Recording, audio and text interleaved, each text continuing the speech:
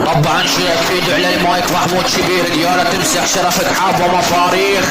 بغداد والموصل الجبناء ولد الحذاء من العدوان الى الزملاء والاهلك رسالة من قصة في هذا الشتاء وانا انظر اليهم نظرة الاستهزاء. بدأت المعركة وبدأت جثث مصاريخ بغداد والموصل طرفا مبشرة ومن هذه الساعة سألعب بكم كما ألعب بالكرة وهذه الكسرة سوف تبقى رعب في قلوبكم إلى يوم الآخرة وسأبكي منكم من السرى وسوف أنزل في قلوبكم كالشرارة ما احنا أفعال وما أنتم إلا ثرثرة. اسمعون فروخ بغداد وفروخ الموصل ولد الخيسة نحن الأسود وأنتم الفريسة لا أحسن تدفكس خواتكم هو وراسه وأكبر راس بيكم انعاب عالم مور جبيركم أدوسة والزم شكو فرخ مصلاو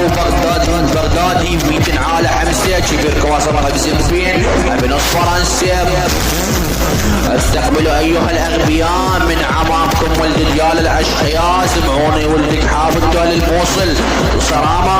زلمتكم علينا طيزة من طيزة بد لا يحمى ترى انكم شبيركم اني نكسر عظامة اذبحك حاب بغداد بالقامة ترى احنا ولد ديال الغرامة وشكو شعيد بالموصل نقدر نفلش الجمجمة السبع مالكم يا ظلنا يصير حال المرة